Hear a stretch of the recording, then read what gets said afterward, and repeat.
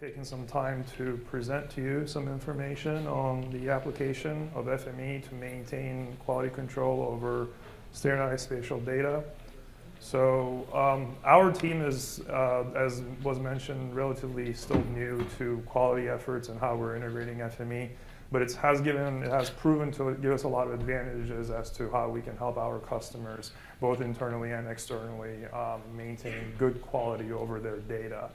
So again, just a brief introduction about me and the organization. I'm a data management specialist with the Northrop Grumman Corporation, working as a contractor at the Bureau of Land Management National Operations Center in Denver, Colorado.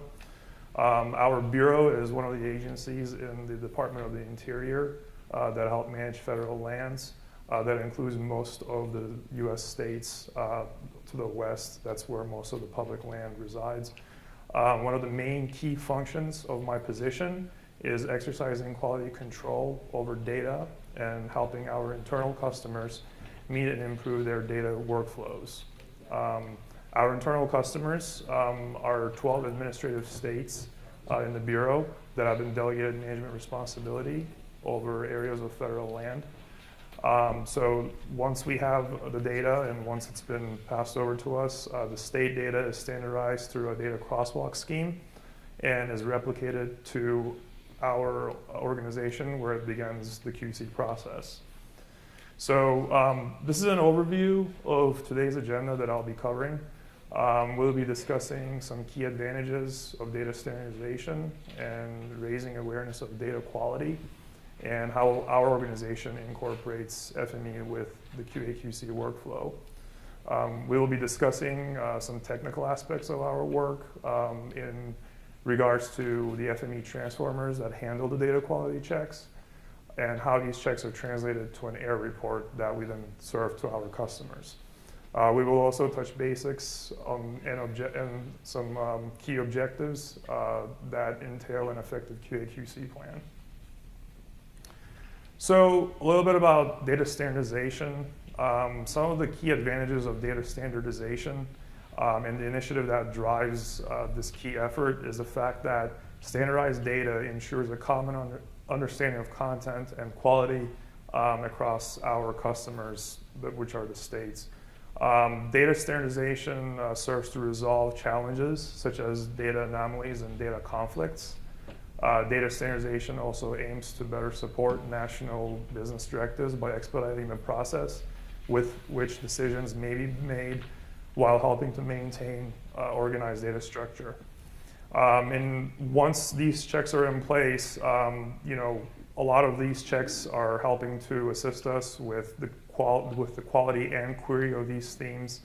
And once our customers approach us and they ask us questions about the quality of the data and how they wish to improve this data, then it is of utmost importance for us to be able to give them accurate answers and what percent of your data, how closely your attributes meet what your requirements are.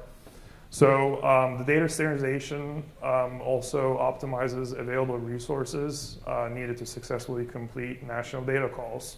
We have a lot of calls that come from Washington, D.C. About how certain populations of an interest group meet or exceed their expectations of quality that they've set forth for us to meet and maintain. Maintaining consistent and effective QC practices improves data integrity. Customers are able to effectively plan objectives and execute decisions when they're provided with clean data. Acknowledgement of quality data from our customers builds trust and partnership in the organization. Again, as was mentioned, we're a federal team, and so we are public servants. So it's primary significance that we keep the customer and the public happy. So, and we always seek partnership from the public as well as our other sister agencies to help us fulfill our objectives. FME helps users develop a QC plan that will ensure effective management of spatially standardized data. All our data that my team works with is spatially enabled. So we quite often we work with Esri tools to help us manage our data and perform the QA/QC checks. How FME fits into this puzzle is the FME tools host a wide range of capability that can allow users to effectively manage data. The geometry validator transformer, for one, detects spatial issues and features and attempts to repair these issues. The tester transformer, which is one that we also rely on heavily to check for attribute and design constructs in certain key attribute fields of the spatially enabled data, helps us meet these demands. And that evaluates features based on the design constructs of a particular attribute field. So for instance, if you're a business and you want a key attribute, a required attribute to begin with a capital letter and end with a lowercase letter, or you want to start with, if you're dealing with a numeric attribute and you want to start with a 0 and end with a 0, or start with 2 zeros and end with 2 zeros, or a mix of any alphanumeric combinations, there's a lot of different permutations that we can apply this transformer to. So when features are replicated from the states, they undergo the following geometry validation process, where a network of geometry validator transformers are employed to execute the spatial QC checks. Those features that may present any null, corrupt, or self-intersecting geometries are attempted to be repaired by FME. And the features are assigned a geometry validation status, such as passing, repaired, or unable to be repaired, and written out to the error report. So you will see as we go along through the rest of the presentation that we're basically compiling essentially all of these key information about attributes, and those are the types of information that's going to be served out to our customers. So this is a conceptual diagram that captures how self-intersections are handled by FME. The features that are channeled through all ports are assigned a status, and the outputs are written to the error report. So in the following, we'll explore the properties of the diagram and what kind of particular information that we supply to our transformers. So this diagram captures the properties of the geometry validator that allows us to check for the self-intersecting features. So as you can see there, you can indicate which issue that you want to check against and make any other modifications to other parameters in the transformer. So the potential issue in this case is selected in the corresponding checkbox, and the repair option is enabled down below. So in our diagram, the column in the error report that will hold the status of the spatial checks is declared geometry error. That's what the business will see, that's what the customers will see, and that will be tagged on to a particular unique identifier.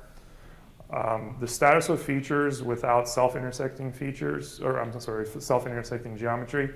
In other words, the features that pass the check will be declared not applicable. And so that's when they look at that key information and they see the corresponding unique identifier for whichever spatially enabled feature that information is tagged onto, then they'll see that that particular feature passes that particular check. Features that may initially fail the self-intersections check and are not repairable by the FME are assigned a status of unable to be repaired under the geometry error column in the error table. So this is again, this is going to be the geometry name error, geometry error. So that's going to be a column in the error report, and then the information that we provide, which is the value, is going to be unable to repair. So features that may initially fail the self-intersections check but are successfully repaired by the FME are assigned the status of repaired by FME, and they're also held under their geometry error column. So essentially, when somebody looks at the geometry error column, is to see how their features are meeting the spatial checks that they requested forth to us. They're going to see all these different potential combinations of these validation statuses. So features Okay, so just as the geometry validator helps us track spatial integrity, the tester transformer helps us track attribute integrity. Each attribute in our database schema is intended to capture the design considerations that's realized by the business. So if your business needs are variable, which we most certainly anticipate that there will be, there's certain permutations of SQL that we employ to successfully meet your business considerations. So tracking and maintaining this type of attribute integrity is central to the flow of our business process. Similar to the geometry errors, attributes that violate the established design constructs are going to be noted in the error report. So this is a conceptual diagram that illustrates a attribute called state allotment, denoted by st_allot.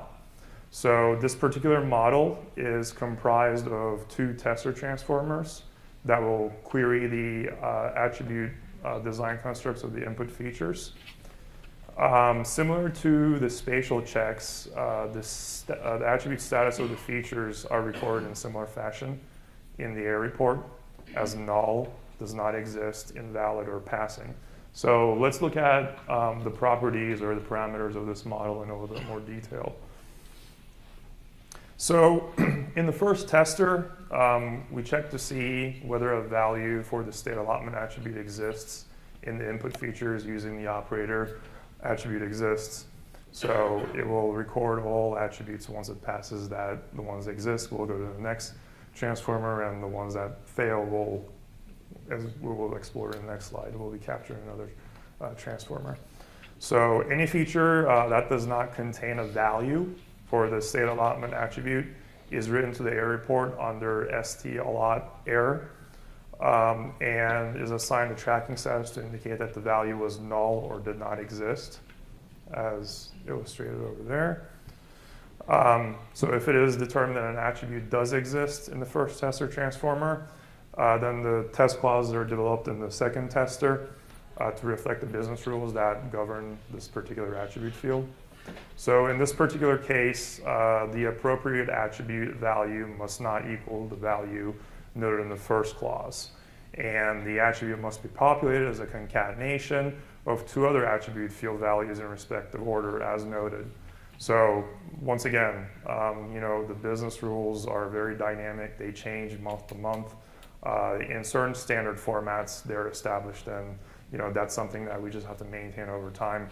But as we begin and move forward and deal with more smaller operational programs in the organization, we do often have business needs that are changing over time that we have to keep very close track of. So features that contain a value for the state allotment attribute field yet fail the attribute design constructs are captured in the error report and assigned the tracking status of st_allot is invalid. And this is captured under the state allotment error column. So just like the geometry error captures the spatial errors, the state allotment error captures the attribute or the non-spatial errors. Okay, so features that contain the state allotment attribute value and the value that passes the parameters of the design constructs are assigned a passing status of no error. So that's basically all our features that pass the first and the second check. So once we have all this in place and we've demonstrated that we have tested against the spatial as well as the non-spatial or the attribute checks, all these features are compiled from the geodatabases. So the left column, which is the GlobalID, are the unique identifiers they're automatically input through the spatial and attribute checks in the FME workbench. So we have basically a scheme that pulls all this together, and these are the unique identifiers that we use to distinguish, which organizational body within the smaller organization bodies within our organization when we compile their data, we can easily see, okay, this global ID or this unique identifier is from this state, and so on and so forth. So this is an automated error report that's generated in email to the states once the FME Workbench translation is executed. The states then load this table and their associated data sets into GIS software, being Esri, ArcMap, and spatially link this table. They execute a join, a tabular join, to their data set based on the global ID. So the states look at this table and then they perform the updates according to the status that we've provided on these two other columns. And this is just a very small snapshot. So usually these tables they stretch out very wide and there's a lot of information contained therein. But yeah, this is just a brief demonstration of, if somebody's looking at, 163, it's associated with that global ID. Okay, I don't have any non-spatial or attribute errors, but I do have some errors that were repaired by the FME that had self-intersecting geometry. So, this process, this workflow, the data is periodically harvested from the states to help sustain the QC efforts. Once it is determined that the internal data meets a satisfactory level of quality, the data then must pass a higher certification process by the business area. And then we finally serve it to our external customers. So thanks for your time and attention today. And we can, I guess, begin with questions. Yeah, we'll get some questions there. Thank you very much for that.